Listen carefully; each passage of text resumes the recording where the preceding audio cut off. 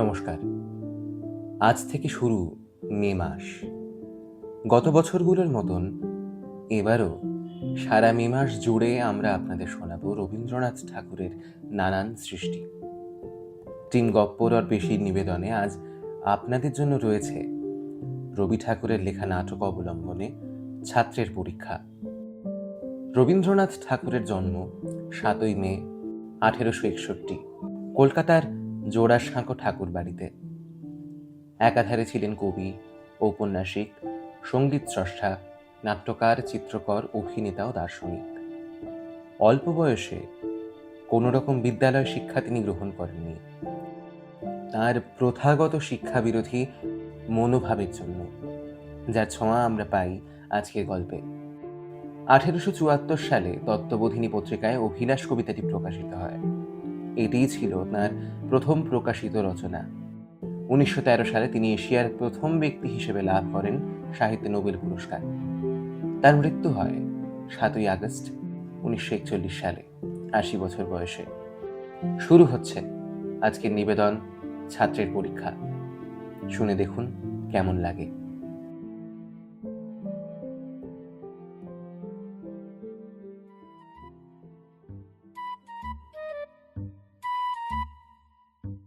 আমাদের ক্লাসে সেই বছর একটি ছেলে ভর্তি হয়।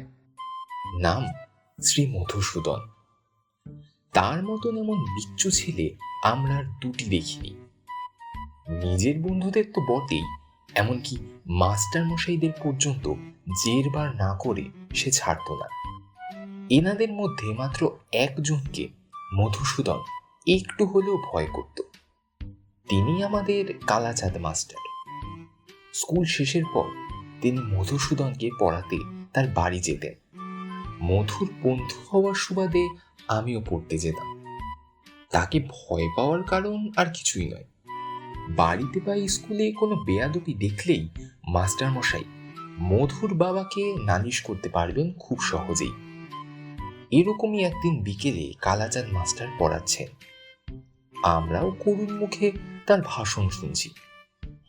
এমন সময় মধুসূদনের পিতৃদেবের প্রবেশ।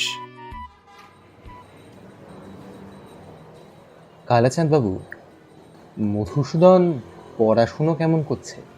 মাস্টার মশাই বেশ খানিকটা কাঁচুমাচু হয়েই বললেন, আগে মধুসূদন অত্যন্ত দুষ্ট বটে, কিন্তু পড়াশোনায় খুব মজবুত। কখনো একবার বই আর দুইবার তুলে দিতে হয় না। যেটি আমি একবার পড়িয়ে দিয়েছি সেটি কখনো ভোলে না। হ্যাঁ বটে, তা আমি আজ একবার পরীক্ষা করে দেখতে চাই। তো দেখবেন বই কি, নিশ্চয়ই দেখবেন। মধু আমার কানে ফিস ফিস করে বলল, কাল মাস্টার মশাই এমন মার মেরেছেন যে আজও পিঠ চচ্চর করছে। আজে শোধ তুলব, ওকে আমি তাড়াবো। আমি প্রমাদ গুনলাম। কেমন রে মেধো, পুরনো পড়া সব মনে আছে তো? হ্যাঁ, মাস্টার মশাই যা বলে দিয়েছেন তা সব মনে আছে। আচ্ছা, উদ্ভিদ কাকে বলে বল দেখি? যা মাটি খুঁড়ে ওঠে। একটা উদাহরণ দে। কেঁচো। এই উত্তর শুনে কালাচাঁদ মাস্টার রেগে লাফিয়ে উঠলেন। হ্যাঁ, কি বললি? রসুন মশাই, রসুন, এখন কিছু বলবেন না। তা বাবা মেধো, তুমি তো পদ্য পাঠ পড়েছ, কাননে কি ফোটে বলো দেখি? কাঁটা। মাস্টার তেড়ে এসে সপাং করে পেতে একটা বাড়ি বসিয়ে দিলেন তার পিঠে। আহ, এ কি মশাই, মারেন কেন? আমি কি মিথ্যে কথা বলছি নাকি? মধুর বাবা এবার ইতিহাসের দিকে ঘুরলেন, জিজ্ঞাসা করলেন, আচ্ছা সেসব যাক, তুমি বরঞ্চ বলো, সিরাজউদ্দৌলাকে কে কেটেছে? ইতিহাসে কি বলে? আগে পোকায়। এবার আর একটা নয়, পরপর বেশ কয়েকটা বেতের মার এসে পড়ল মধুর পিঠে। সে নিজের সপক্ষে যুক্তি দেয়, আগে মিছি মিছি মার খেয়ে মরছি। শুধু সিরাজউদ্দৌলা কেন, সমস্ত ইতিহাস খানাই পোকায় কেটেছে। এ দেখুন না। সত্যি ইতিহাস বইখানার নিচের অংশ পোকায় কাটা। দেখে শুনে কালাচাঁদ মাস্টার মাথা চুলকান। তা তোমার ব্যাকরণ মনে আছে? আছে। কর্তা কি তার একটা উদাহরণ দিয়ে বুঝিয়ে দাও। আগে কর্তা ও পাড়ার জয়মুন্সি, সে কি, কেন বলো তো? তিনি ক্রিয়াকর্ম নিয়ে থাকেন। তোমার মাথা। ষষ্ঠী তৎপুরুষ কাকে বলে জানো? আগে তা তো জানি নে। এবার আর মার নয়, তবে মাস্টার মশাইয়ের হাতের বেদ নেচে উঠল। সেই দিকে চেয়ে মধু বলে বসল, ওটা বিলক্ষণ জানি, ওটা জ্যোষ্ঠী তৎপুরুষ। এবার মধুর বাবা অট্টহাস্য করে উঠলেন। কি বুঝলেন তিনিই জানেন। যাক যাক, তা তোমার অঙ্ক শিক্ষা হয়েছে? আগে হ্যাঁ হয়েছে। আচ্ছা ধরো, তোমাকে 6:30 সন্দেশ দিয়ে বলে দেওয়া হয়েছে যে 5 মিনিটে সন্দেশ খেয়ে যতটা সন্দেশ বাকি থাকবে তোমার ছোট ভাইকে দিতে হবে। একটা সন্দেশ খেতে তোমার 2 মিনিট লাগে। কটা সন্দেশ তুমি তোমার ভাইকে দেবে? একটাও নয়।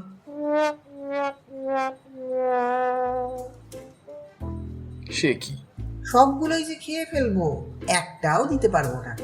আচ্ছা, একটা বট গাছ যদি প্রত্যহ সিকি ইঞ্চি করে উঁচু হয়, তবে যে বট এই বৈশাখ মাসের পয়লা 10 ইঞ্চি ছিল, ফিরে বৈশাখ মাসের পয়লা সে ঠিক কতটা উঁচু হবে বলতে পারবে? আর যদি সে গাছ বেঁকে যায় তাহলে ঠিক বলতে পারি নে। যদি বরাবর সিধে ওঠে তাহলে মেপে দেখলেই ঠাকুর হবে। আর যদি ইতিমধ্যে শুকিয়ে যায় তাহলে তো কথাই নেই। খেকিয়ে ওঠেন কালাচাঁদ মাস্টার।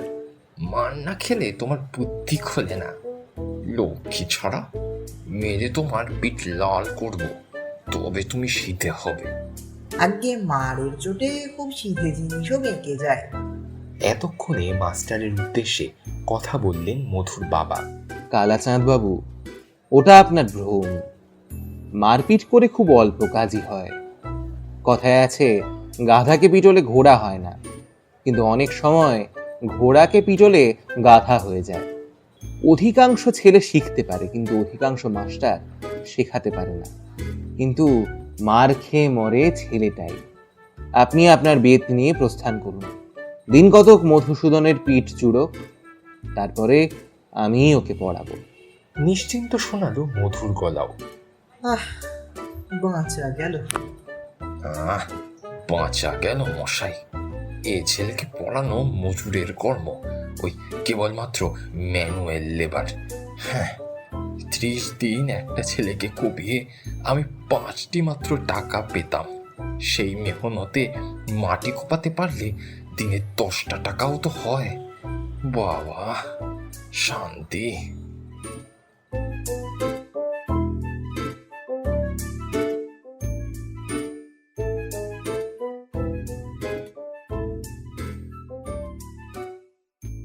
শুনছিলেন গপ্পডট বেশির নিবেদনে রবীন্দ্রনাথ ঠাকুরের লেখা নাটক অবলম্বনে ছাত্রের পরীক্ষা। গল্প পাঠ ও কালাচাঁদ মাস্টারের ভূমিকায় সৌহার্দ্য, মধুসূদনের চরিত্রে অনির্বাণ এবং মধুসূদনের অভিভাবকের চরিত্রে এবং সূত্রধর আমি শ্রমণ। এই গল্পের প্রচার ও বিপণনে ছিল রীতিরেখা এবং গল্পের শাব্দিক সম্পাদনা, প্রচার চিত্র প্রস্তুতি ও পর্ব পরিচালনায় সৌহার্দ্য। আশা করি আমাদের আজকের এই নিবেদন আপনাদের ভালো লেগেছে। এইভাবেই পাশে থাকবেন আমাদের। আগামী দিনে আরো অনেক গপ্প নিয়ে হাজির হবে টিম গপ্পডট বেশি। সাথে থাকবেন কিন্তু।